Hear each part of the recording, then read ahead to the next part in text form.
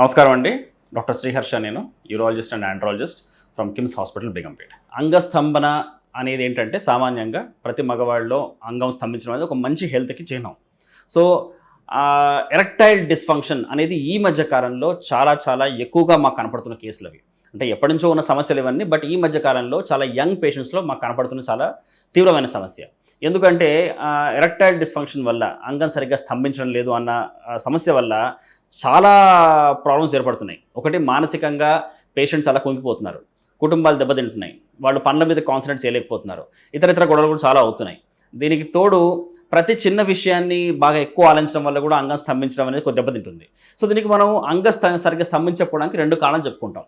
ఒకటి సైకోజెనిక్ కారణాలు, ఇంకోటి ఆర్గానిక్ కారణాలు. సైకోజెనిక్ అంటే ఏదన్నా మానసిక ఆందోళన వల్ల, స్ట్రెస్ వల్ల, యాంగ్జైటీ వల్ల, ఈ కారణాల వల్ల పేషెంట్ సరిగ్గా అంగం స్తంభించదు.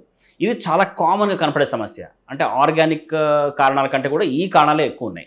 సో మన లైఫ్ స్టైల్ వల్ల, మన రోజు చికాకుల వల్ల, పనుల వల్ల, వేరే వేరే గొడవల వల్ల, వీటి వల్ల వచ్చే అంగస్తంభన సమస్యలు ఎక్కువ కనపడుతున్నాయి. అది కాకుండా నెక్స్ట్ మనం చెప్పుకోవాల్సిన reasons organic erectile dysfunction.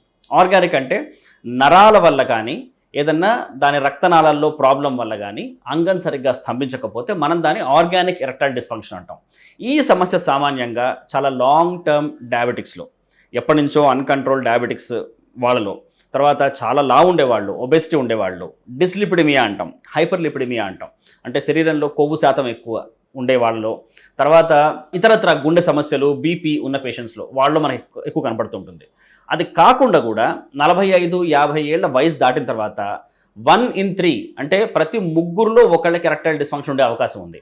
In fact కొన్ని స్టడీస్ ప్రకారం అయితే every second person after 45 to 50 ఈ సఫరింగ్ ఫ్రమ్ ఎరెక్టైల్ డిస్ఫంక్షన్ కూడా చెప్పుకుంటున్నారు వాళ్ళు. సో దీనికి ఈయన ఇంతకుముందు చెప్పిన కారణాలు కాకుండా వాళ్ళ వయసు వల్ల కూడా వాళ్ళ కొద్దిగా అంగం సరిగ్గా స్తంభించకుండా ఉండే అవకాశం ఉంటుంది. సో పేషెంట్ ఎప్పుడైతే మనకి సరిగ్గా అంగం స్తంభించట్లేదు అని ఓపీడీకి వస్తారో, ఫస్ట్ మనం వాళ్ళ దినచర్య ఏంటి, వాళ్ళ రోజు వారి లైఫ్ స్టైల్లో ఎక్సర్సైజ్ లాంటిది ఏమైనా చేస్తున్నారా లేదా, వాళ్ళది ఎక్కువ సెడెంటరీ లైఫ్ స్టైలా, మన స్మోకింగ్ కానీ ఆల్కహాల్ కానీ లాంటి అలవాట్లు ఏమైనా ఉన్నాయా, ఇవన్నీ కనుక్కుంటూ దానికి తోడు వాళ్ళ డయాబెటీస్ స్టేటస్, బ్లడ్ ప్రెషర్, ఏమైనా హృదయం సంబంధించిన రోగాలు ఏమైనా ఉన్నాయా, అవన్నీ కనుక్కొని మనం ఎవాల్యుయేట్ చేస్తాం. సో మోస్ట్లీ సైకలాజికల్గా కనుక వాళ్ళకి కారణం ఉంటే కనుక couple counselling or marriage counselling చాలా అవసరం వాళ్ళకి. మనం దంపతులు ఇద్దరిని పిలిపించి కొన్ని చిన్న టెక్నిక్స్ అవి నేర్పించి మనం వాళ్ళని సెట్ చేసే విధంగా మనం కౌన్సిలింగ్ ఇవ్వచ్చు. అదే ఆర్గానిక్ డిస్ఫంక్షన్ కనుక ఉంటే, అంటే ఈ ఆర్గానిక్ నరాల వల్ల కానీ, రక్తనాళాల్లో ప్రాబ్లం వల్ల కానీ వాళ్ళకి ఎరెక్టైల్ డిస్ఫంక్షన్ ఏర్పడితే కనుక వాళ్ళు మనం కొన్ని టెస్టులు చేసి మందులతో నయం చేయడానికి అవకాశం ఉంటుంది. మీరు తీసుకునే అదే మందులు, అదే నాణ్యమైన మందులు, కానీ సగం ధరకే.